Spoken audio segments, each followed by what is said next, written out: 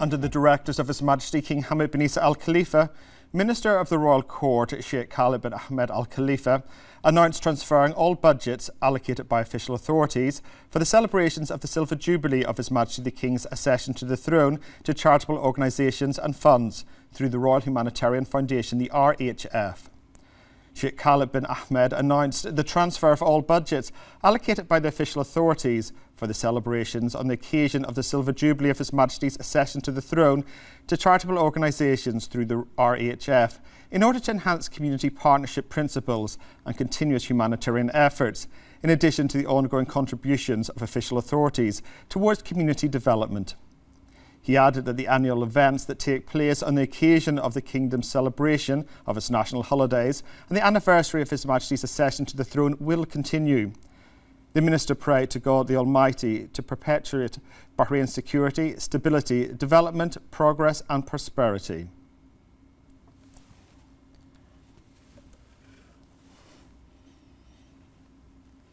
His Majesty's representative for humanitarian works and youth affairs, His Highness Sheikh Nasser bin Hamad Al Khalifa, lauded the Honorary President of the Royal Humanitarian Foundation, the RHF, His Majesty King Hamad bin Isa Al Khalifa's constant humanitarian initiatives to support charitable and humanitarian work in the Kingdom. His Highness Sheikh Nasser's statement marks the occasion of the generous directives of His Majesty the King to transfer all funds allocated by the official authorities for the celebrations of the Silver Jubilee of His Majesty's accession to the throne to charitable organisations through the RHF. His Highness Sheikh Nasser also stressed the honour of the RHF in implementing the directives of His Majesty the King.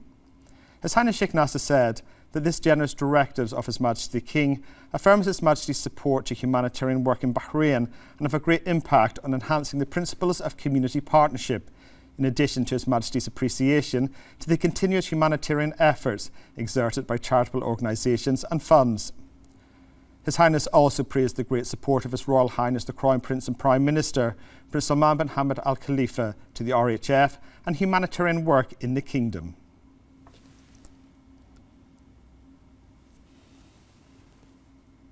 The Speaker of the Council of Representatives, Ahmed Al-Musalem, sent a cable of congratulations to the Speaker of the National People's Assembly of Algeria and President of the Arab Interparliamentary Union, the AIPU, Ibrahim Baghali, on the occasion of the 50th anniversary of the AIPU.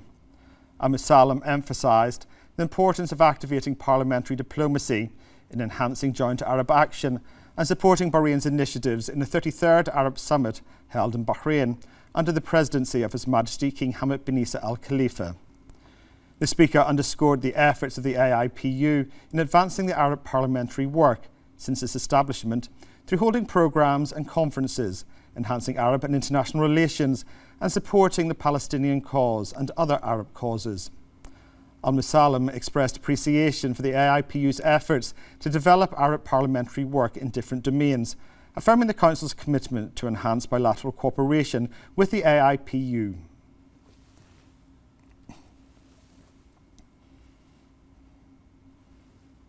The Chairman of the Shura Council, Ali Al-Saleh, sent a cable of congratulations to the Speaker of the National People's Assembly of Algeria, President of the Arab Interparliamentary Union, the AIPU, Ibrahim Baghali, on the occasion of the 50th anniversary of the AIPU.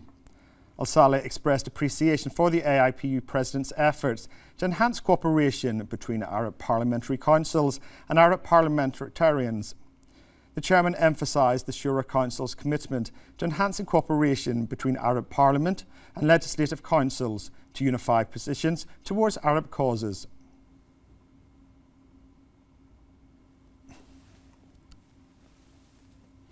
The Minister of Municipal Affairs and Agriculture, Engineer Wael Al-Mubarak, met with the Executive Director of the Council for Regulating the Practice of Engineering Professions, Engineer Hassan Al-Sheikh.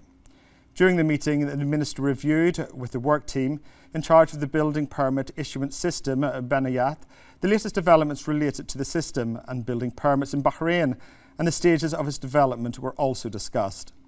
Minister Al-Mubarak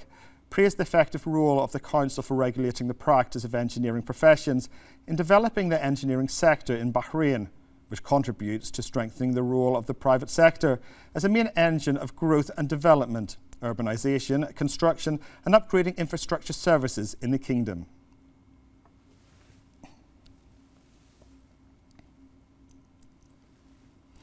The Kingdom of Bahrain gives considerable importance to implementing the general policy for sustainable urban development and preparing structural and detailed plans in various regions of the Kingdom. The Benayat system has significantly accelerated the pace of the policy for various types of urban development projects in the Kingdom. This advanced system is concerned with issuing the necessary building permits, allowing licensed engineering offices to submit applications for building permits, inquire about the status of applications and obtain consulting services provided by government agencies, paying fees and applying for other construction-related services. It also provides all the information that helps in preparing documents, drawings and maps necessary to submit applications by displaying all requirements and legislation related to building permits on the site and through the interactive map feature of the Kingdom.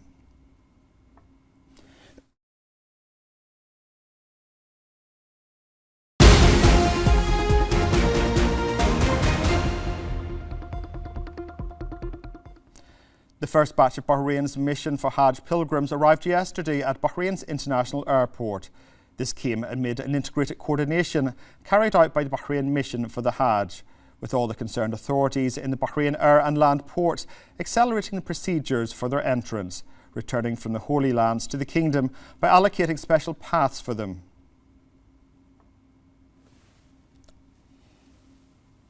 Saudi Railways hailed the success of the Nshra train operation at this year's Hajj season, saying the metro service had transported more than 2.2 million passengers between the 9 stations in Arafat, Muzdalifah and Mina, operating 2,206 trips. More than 29,000 worshippers were transported on the first day of the pilgrimage, while more than 292,000 pilgrims were carried from Mina to Arafat. The Nshra train transported over 305,000 people during the pilgrimage from Arafat to Muzdalifah, and more than 383,000 worshippers from Muzdalifah to Mina. During the days of the Tashriq, the train carried more than 1.2 million pilgrims from stations Mina 1, Mina 2 and Muzdalifah 3 to Mina 3 station Jamarat, which offered easy access to the Jamarat bridge.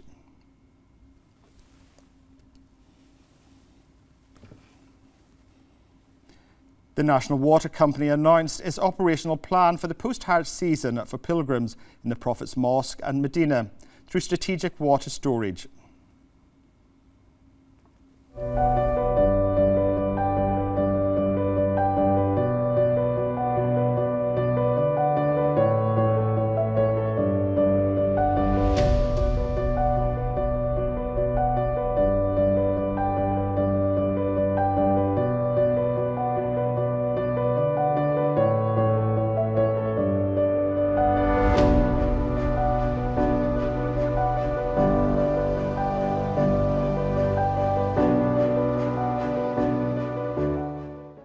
Madinah Region Development Authority, the MDA, called on the visitors of Hajj pilgrims to enrich their experience and explore the features and history of Madinah.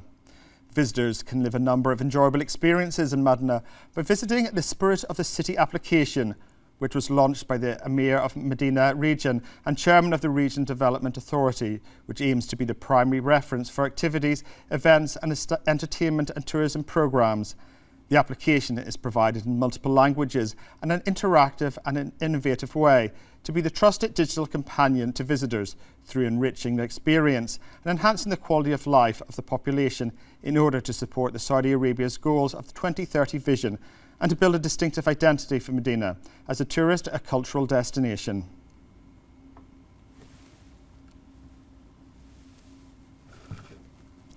Saudi Arabia's Ministry of Hajj and Umrah has started issuing Umrah visas for the post-Hajj season. The ministry said that it receives Umrah pilgrims just after the end of the Hajj season through implementing its expertise and programmes to streamline the arrivals of pilgrims to the Kingdom and ensure a smooth and worry-free experience. The ministry said it is working diligently to implement the directives for the Saudi leadership and accommodate more Umrah pilgrims and provide services that meet their needs.